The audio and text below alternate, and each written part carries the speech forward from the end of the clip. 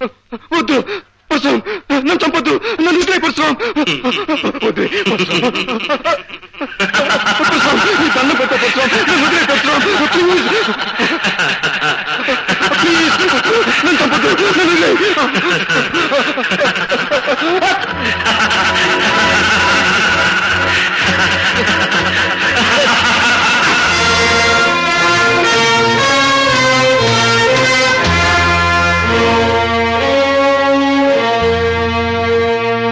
పరశురాం పరశురాం పరశురాం, ఎవడి పరశురాం? న్యాయాలు తీర్పు చెప్పే అధికారం ఇతనికి ఎవరిచ్చారు? తనకు నేరస్తు అనిపించే వాళ్ళని శిక్షించే హక్కు ఇతనికి ఎక్కడిది? తనకు నచ్చిన వాళ్ళని దెబ్బతీసి తను మెచ్చిన వాళ్ళని చేరదీసే అధికారం ఇతనికి ఎవరిచ్చారు? ఐశ్వర్యవంతుల బిడ్డల్ని అదరగొట్టి అధికారులను అడ్డు తప్పించుకు తిరిగే ఇతన్ని పట్టి శిక్షించే అవకాశమే లేదా? సార్, ఈ పరశురాం చాలా తెలివినవాడు. తలుచుకున్న పని చేస్తాడు, చేసిన పనికి సాక్ష్యాలు ఆధారాలు లేకుండా చేస్తాడు. మన డిపార్ట్మెంట్ ఎంత తెలివిగా వాళ్ళ పనినా తప్పించుకు తిరుగుతున్నాడు సార్. తప్పించుకుంటున్నాడని ఊరుకుంటే అది మన డిపార్ట్మెంట్ తప్పు అవుతుంది. అతన్ని ఏ విధంగానైనా చట్టం పట్టుకు తీరాలి. పరశురామును ఒకసారి పిలిపించండి. Okay sir. మిస్టర్ పరశురాం, నేను అడిగే ప్రశ్నకి మీరిచ్చే సమాధానం ఏమిటి? ఎక్స్క్యూజ్ మీ రంగారావు సార్, మీరు మా లాయర్. చట్టం గురించి మీకు తెలుసు, న్యాయం గురించి ఆయనకు తెలుసు. కనుక మీ ప్రశ్నలకు సమాధానం చెప్పగలిగింది నేను కాదు, ఆయన. ఐసి, ఇంతకీ మీకు తెలుసున్నదేమిటో? ఒకే మాటతో ఒకే బాటలో నీటుగా సూటిగా నడిచిపోవడమే నాకు తెలుసు. నేను వెళ్ళరావచ్చుగా? You can go. Thank you sir.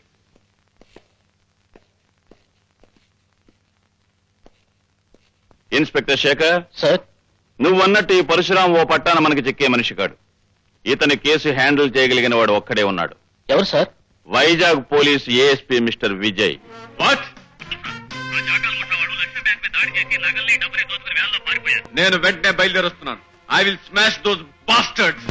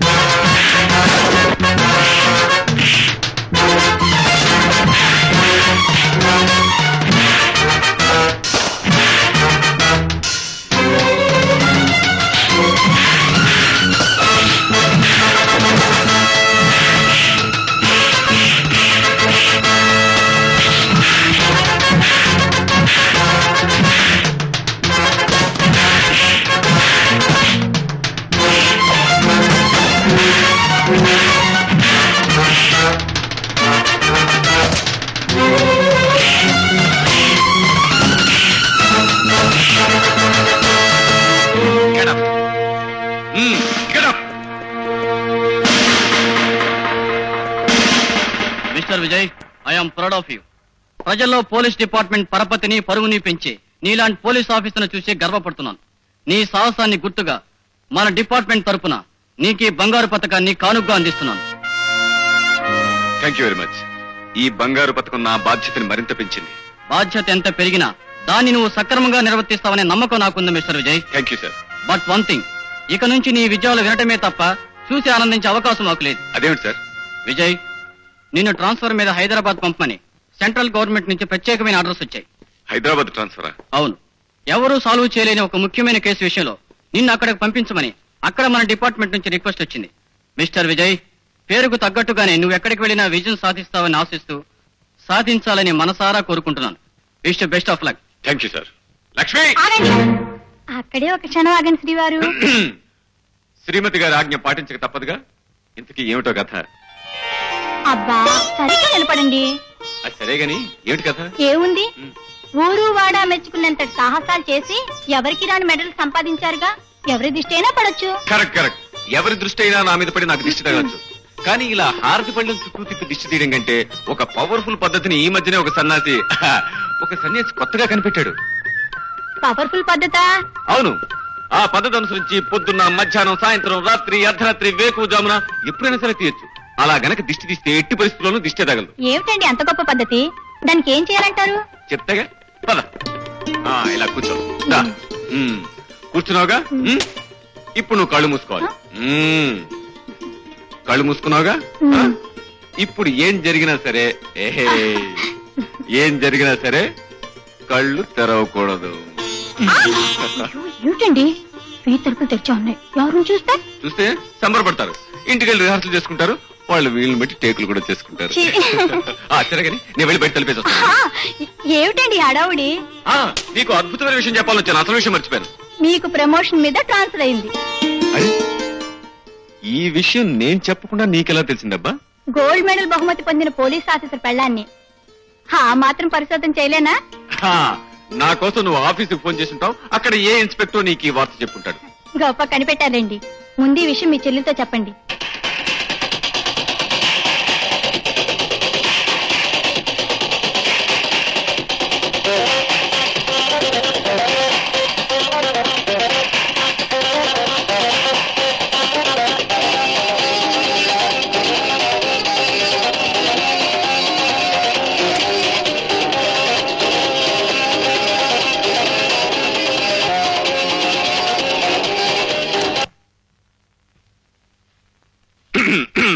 ఏమిటన్నయ్యా, ఎందుకు ఆఫ్ చేసావు?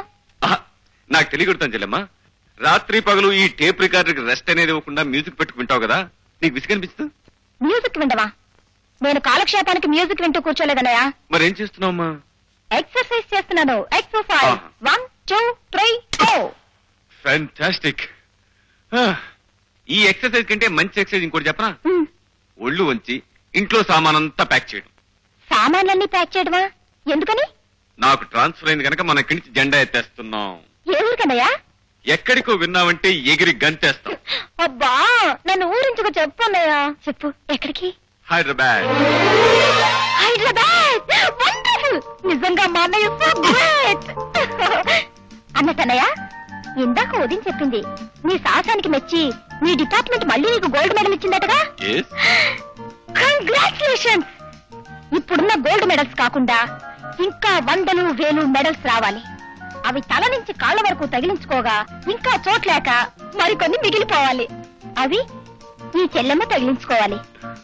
అది సరే, నిజంగానే ఈ బంగారు పథకాలన్నీ నీ సాహసానికి మెచ్చి ప్రభుత్వం ఇచ్చినవేనా అన్నయ్య? కాదమ్మా, అసలు ఏమిటో చెప్పనా? ఇవన్నీ నేను బజార్ నుంచి కొనుక్కొచ్చాను.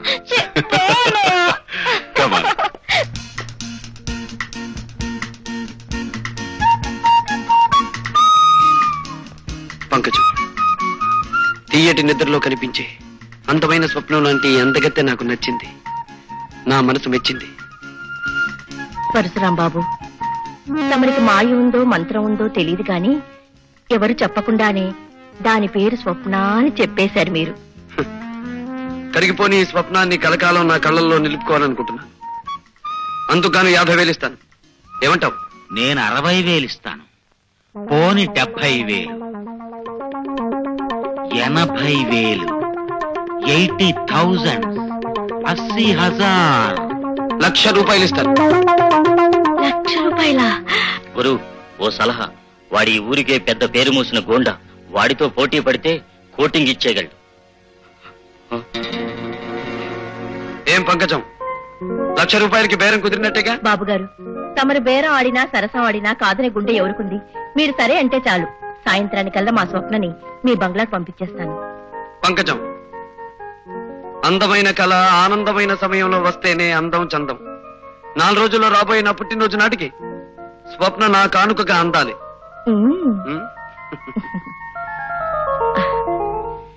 మిస్టర్ విజయ్. Yes sir. ఇది పరశురాముకు సంబంధించిన ఫైల్. సాక్ష్యాలు లేకుండా అతని మీద బనాయించిన కేసుల గురించి, ఆధారాలు లేకుండా అతని మీద ఇచ్చిన రిపోర్ట్ల గురించి, రుజువులు లేకుండా అతను చేసిన పనుల గురించి ఇందులో అన్ని వివరాలు ఉన్నాయి. Okay sir. నీ ఉద్యోగాన్ని, నీ కర్తవ్యాన్ని, నీ బాధ్యతను దృష్టిలో ఉంచుకొని సాక్ష్యాధారాలతో అతన్ని అరెస్ట్ చేస్తామని ఆశిస్తున్నాను. ఈ బాధ్యత నిర్వర్తించడంలో అవసరమైతే నా ప్రాణాలు సైతం లెక్క చేయనని ప్రమాణం చేస్తున్నాను sir. Best of thank you sir.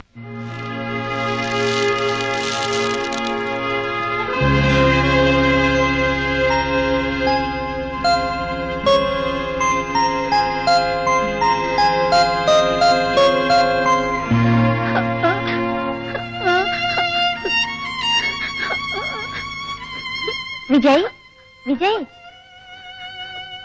నువ్వు స్కూల్కి వెళ్ళొచ్చురా. ఫీజు కట్టకపోతే స్కూల్కి ఎలా రానిస్తారా? విజయ్, నీ ఫీజు కట్టేశాను రా. రాము, నీ ఫీజు కట్టకుండా నా ఫీజు. విజయ్, నువ్వు బాగా చదువుకొని పెద్ద ఆఫీసర్ అవ్వాలరా. రాము,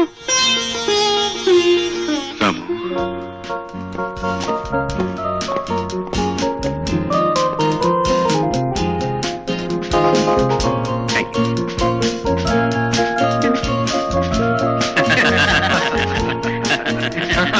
అదే విషయం. విజయ్,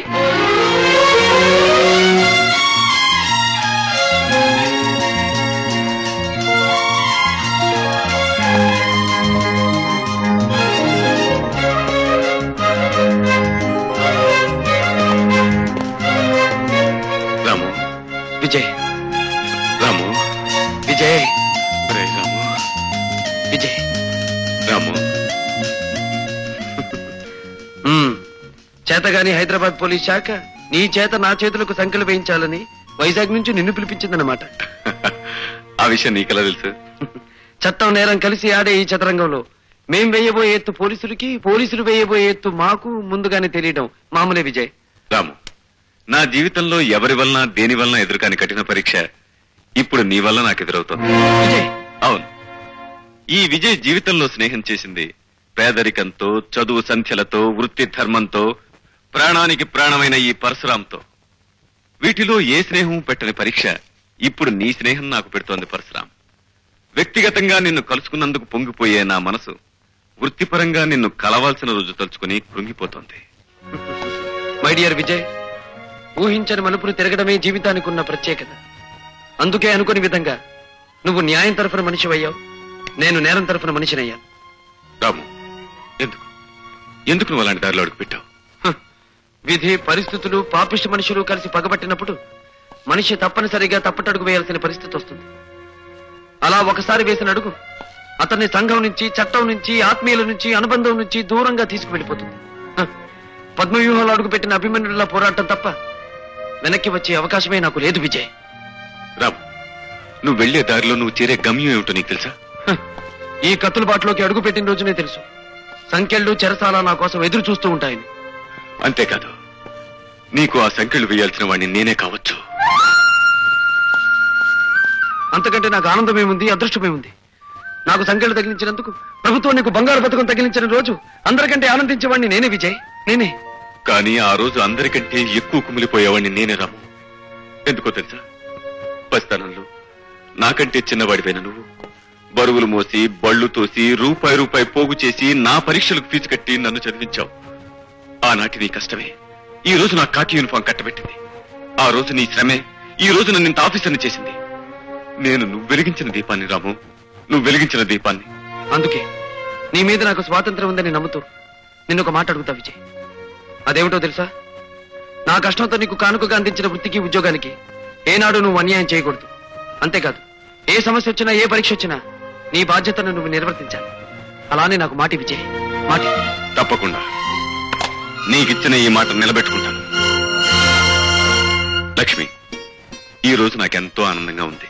ఎందుకో తెలుసా? ఎన్నో ఏళ్ల క్రితం దూరమైన నా ఆప్తమిత్రుడిని మళ్ళీ ఈ రోజు కలుసుకోగలిగాను. ఇంకేమండి, ఈ ఆనంద సమయంలో మీరు ఎంత టిఫిన్ అయినా ఒకటి చాలు, ఒకటి చాలు. ఎవరండి అతను? ఈ రోజు మన ఇంటి తిండి తింటున్నామంటే అందుకు కారణం ఆ మనిషి లక్ష్మి. మేం మనుషులం వేరైనా మా మనసులు ఒక్కటే. గొప్పగా చెప్పారండి. నాకు మనిషి మనస్సు ఒకటే టైపు ఎవడైనా ఈ పాటికి దొరుకుంటే బాబు స్నేహం చేసేసి ఉండేవాడిని. అసలు స్నేహం అంటే బాబు దుంబు, నీకు ముందు తెలియాల్సింది స్నేహం అంటే ఏమిటో కాదు, చట్నీ అంటే ఏమిటో తెలియాలి. కొబ్బరి పచ్చడి చేసే విధానం ఇదేనా? ఇదో విధానం అమ్మా, ఇంకా 2-3 విధానాలు ఉన్నాయమ్మా. నిదానంగా చేసి తినిపిస్తానమ్మా. అసలు కొబ్బరి చట్నీ ఎన్ని విధాలుగా చేయవచ్చు? నువ్వు కబుర్లు కట్టి పెట్టి ఇందాక నేను ఇచ్చి లిస్ట్ తీసుకొని బజార్కెళ్ళి సామాన్ తీసురా. వెళ్ళు. అలాగే అమ్మా.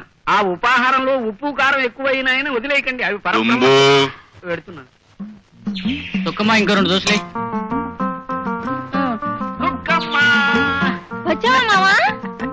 ఏమిటే నన్ను చూడగానే నీ మొహం స్పెషల్ దోశ ఎంత అయిపోయింది? అవదటి మరి నీ మీద మనసెట్టుకున్న దాన్ని నిన్నే మనవాడాలనుకున్న దాన్ని. అవునవును. మనం జీవితాంతం ధనము అట్లకాడలాగా కలిసి ఉండవలసిన వాళ్ళం. ఏది 2 దోశలు పడాయి. తిను మావా. మావా నన్ను కట్టుకుంటే నా దోస్త్ తింటూ నాతో ఉంటూ బతుకంతా చక్కగా గడపొచ్చు. అరంగుళం మందాన 6 అంగుళాల కైవారం ఉన్న నీ దోశకు అలవాటు పడ్డవాడిని నిన్నుగాక ఇంకెవరిని చేసుకుంటానే. మనం తొందరగా మనవాడేయాలి మావా. లేకపోతే నా కాడికి దోసుకొచ్చిన పెత్తి అదవా దొంగ సూపు చూస్తున్నాడు. ఏంటి ఆకలితో వచ్చిన వాళ్ళు దేని సుత్తరో తెలియదేటి. అయితే మనం అర్జెంట్ గా మనవాడేయాలి. మన దోశను మనం కాపాడుకోవాలి. అయితే మావా దోశను లాగి చెయ్యి. నీ అమ్మ చెమ్మ చెక్క. వ్యవహారం కాస్త కష్టమైందే కానీ ఫలితం గురించి ఆలోచిస్తుంటే మనసు పరమ ఉత్సాహంగా ఉంది మస్తా. పరశురాంకి సంబంధించిన సరుకు మీద చేయి వేస్తే చాలా ప్రమాదం అనుకుంటాను జాకీ సాబ్. కొడితే ఏనుగు కుంభస్థలాన్ని కొట్టాలి, కొడితే పరశురాం సరుకునే పట్టాలి. నీ అమ్మ చెమ్మ చెక్క. ఆ సరుకు ఎక్కడ దిగుతోంది?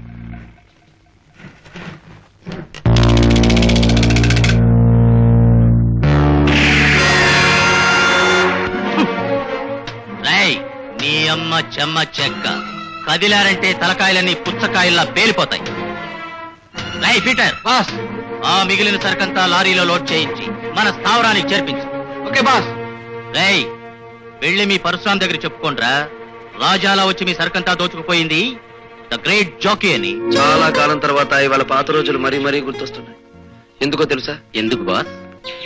నా ప్రాణమిత్రుడు నేను కలిసి ఉన్న రోజుల్లో ఒకరి పుట్టినరోజును మరొకరు ఎంతో ఆనందంగా జరుపుకునేవాళ్ళు. అతని పుట్టినరోజు జరిగిన మరునాడే నా పుట్టినరోజు వస్తుంది. దూరమైన ఎన్నేళ్లు అతని ఏ పుట్టినరోజుకి నేను కలవలేకపోయాను, ఏ బహుమతి ఇవ్వలేకపోయాను.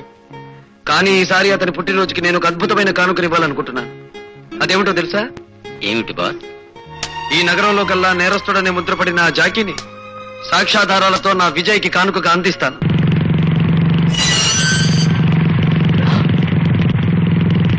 బాస్ ఇన్స్పెక్టర్ వస్తున్నాడు.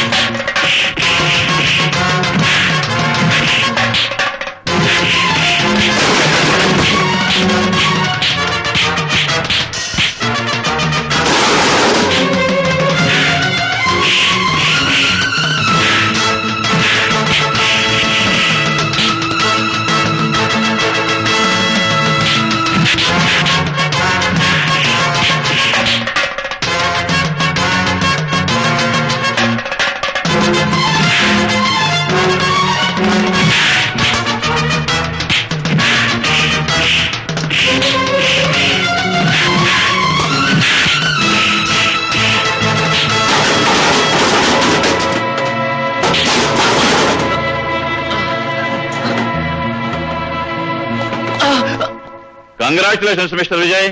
చాలా కాలంగా ఈ నగరంలో పోలీస్ శాఖను ఎంతో వేధిస్తూ దొరకకుండా తప్పించుకు తిరిగే జాకీ అండ్ గ్యాంగ్ ను అతి తక్కువ కాలంలో అరెస్ట్ చేసినందుకు నా కంగ్రాచులేషన్. Thank you sir. ఇదే విధంగా పట్టుదలతో ఆ పరశురామును కూడా అరెస్ట్ చేసి న్యాయస్థానంలో నిలబెడతామని ఆశిస్తున్నాను. I will try my best sir. నీ అమ్మ చెమ్మ చెక్క, నువ్వు చెప్తున్నది నిజమేనా మస్తాన్? అల్లాకి కసం జాకీ సాబ్, ఆ పరశురాం విజయ్ గాడు ఇద్దరు పెద్ద దోస్తీలు. ఆ పరశురాం గాడే విజయ్కు బహుమతిగా నిన్ను పట్టించాడు. నీ అమ్మ చెమ్మ చెక్క, నేను వాళ్ళిద్దరి శవాలు కళ్ళ చూసే వరకు కళ్ళు ముయ్యను మస్తాన్, కళ్ళు ముయ్యను.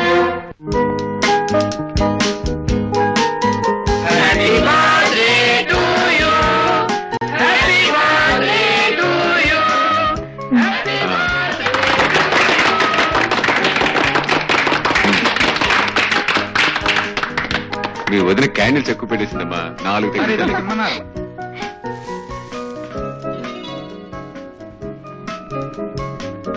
ఎక్కడున్నారు? మేడ మీద ఉన్నారు. పద. Hi hi Ramu. Vijay, many happy returns of the day. Thanks రా. Thank you very much. సరే, హాల్లోకి రాకుండా ఎక్కడేం చేస్తున్నావు? కమా. వద్దు విజయ్, వద్దు. నువ్వు లా అయితే నేను అవుట్లాని, నీది ఉత్తర ధ్రువం అయితే నాది దక్షిణ ధ్రువం. అక్కడ నీ స్నేహితులు, తోటి అధికారులు, పై ఆఫీసర్లు ఎంతో మంది ఉంటారు.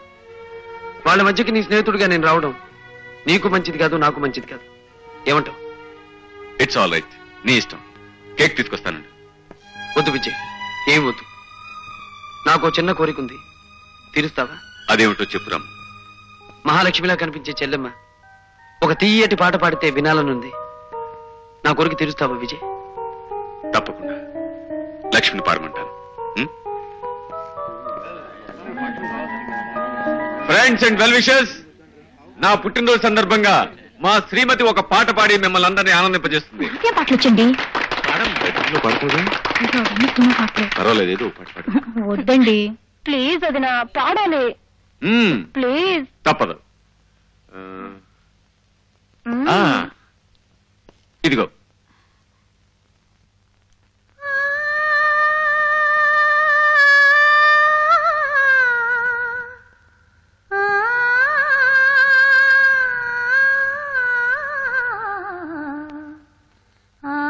రాధ, అప్పటి నువ్వు ఇప్పటికే నా కళ్ళకి కట్టినట్టే కనిపిస్తున్నావు.